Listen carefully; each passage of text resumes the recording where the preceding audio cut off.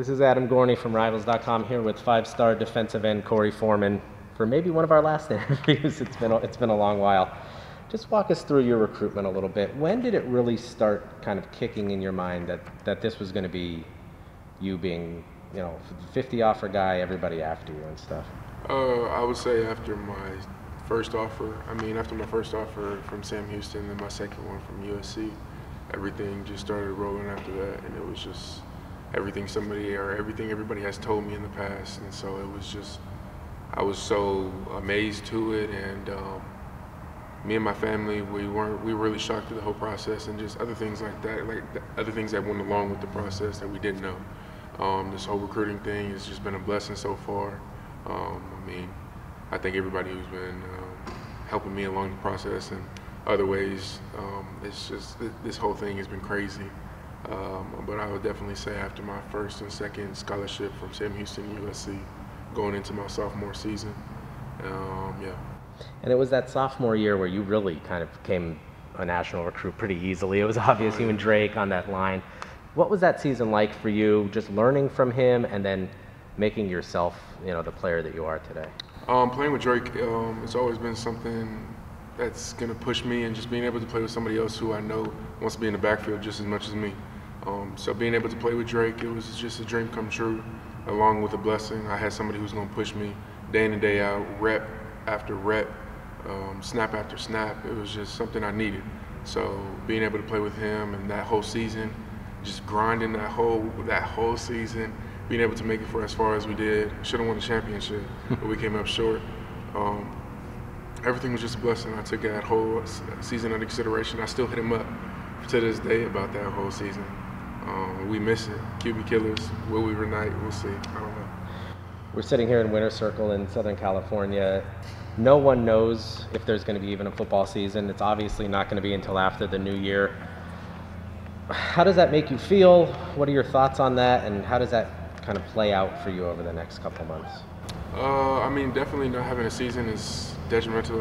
Us as Huskies and other Centennial people at my high school, it hurts. So we have to find other ways to get film out, and not just film if we want to play. And like I do, I love the game of football. So I'm trying to do the best I can to touch the field, get my feet wet, work moves, and do left and right. I know I can risk injuries here and there, but it's not always about that. I'm trying to do the best I can to get more reps before I go into a college aspect or even to step into a college field.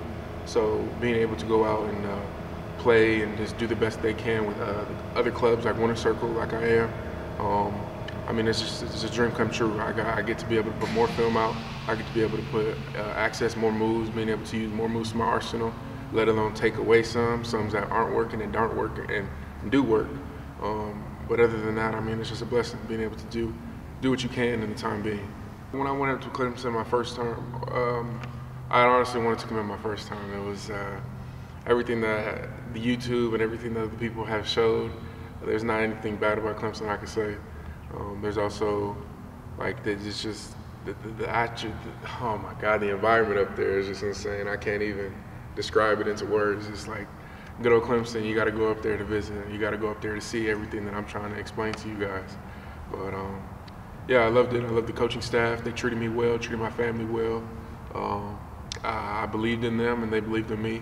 The journey's not done yet. We still got the rest of, or how many days we have until signing day to see where I land. But yeah, the love has never been lost at Clemson. They do everything right to me, and me and my family, we're gonna see how far they go. Honestly, I just want to be able to go see the environment one last time, and if I can, if this is my last time, we're gonna be able to see exactly what I will be missing. If this is where I want to recommit, if this is a place where I'm really considering. So I'm gonna go back up there with my family. We're gonna see some things, and just being able to just vibe out there. And it's gonna be a blessed time. Yeah, I thank God being able to allow us to go take this visit. We're gonna see how far He wants us to go. Competition has always been something that I've always strived for. So wherever I go, I will always be competing against the next person. So I genuinely do not care who is in front of me. I will try and beat that person out.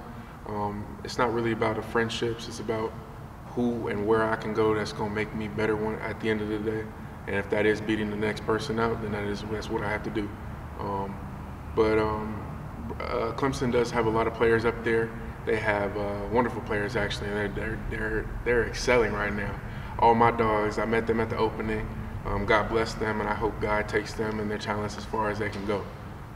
Yeah, I mean, I can't really say too many things bad about Clemson. God bless everybody up there. Being able to decommit, it allowed me and my family to open up the doors and for other colleges to show exactly what they have to offer, and just being able to talk to my family and my brothers and other things just like that. And so everything's taken under consideration. So when we go out to visits like Georgia, or just being able to talk to other coaching staffs on the phone, we take everything under consideration as a family. Those conversations we talk to day in and day out. So how do you feel about Georgia today? How do you feel about Clemson? How do you feel about LSU? Those are conversations we have day in and day out at the Foreman house. But I love Georgia, and I'm pretty sure Georgia loves me and my family.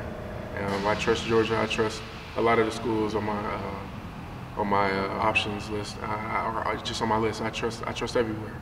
But we're gonna see where I land, and we're gonna see what best fits me and my family, and not just me, but who's gonna take me and my family to the best place possible, which is the league and so forth. Mason Smith is my guy. I love that guy. I can't even lie. That's my dude. Being able to play with him is, I hope so. I hope at the end of the day, God can only put us in the best positions for us, and if that's where we land with this together, then that's so be it. Hey, that's a blessing from God.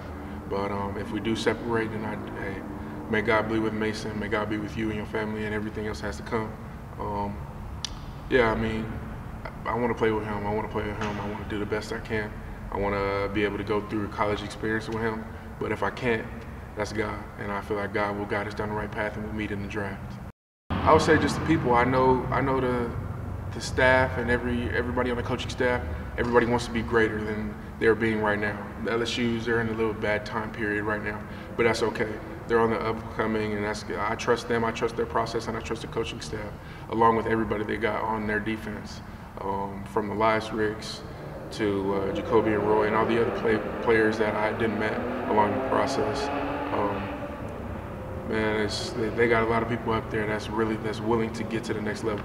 So it's like, how do I not want to be a part of that? It'll be a blessing being able to see all my family and relatives at my games. It's something that a little kid's dream has always been wanting to do. I want to be able to make my mom and dad proud, and let alone my brothers, and just show them the ways of life the best I can. But if it can't happen, it is what it is. They'll be able to see me on the TV screen, and I'm gonna make sure that they can get to my first NFL game. Basically, so far, they just want me to be able to look and experience and just see everything that they're showing, basically on a TV standpoint. So in their games, their defensive schemes, everything they're running, what I feel would fit me and my family, and just everything else. There's only so much they can show me when it's my state, or when the status I live in. And so, the conversations, they go, Korey, we need you. Korey, we want you. But that's everywhere. So I'm gonna see where I land. I feel like SC is a good spot for me, and other places along the way. But we're gonna see. The NFL standpoint and the NFL knowledge and the ASU staff is the biggest thing for me and my family. They almost over 150 plus years of NFL coaching along in that staff. It's just around a whole bunch of people that know about the next level. We talked to Coach Herm Edwards on the phone, and he's sitting there telling me and my family, man, Korey, Mrs. Foreman, Mr. Foreman, there's not a question you can ask me I can't have an answer to. So those conversations, those go long term. So I can only trust somebody who's willing and knows the process and knows how to get to the next level. So as a family standpoint and from my standpoint, I trust the issue, and I don't know why that I didn't really look forward into them at first. But we're gonna see how they take control of me and my family. Are you going to be happy it's over, or are you going to be relieved? What's the sense that you're going to have after you sign and get moving forward here? It's not really me being happy or sad that it's over. It's more of a blessing. I didn't really take this too much of a headache.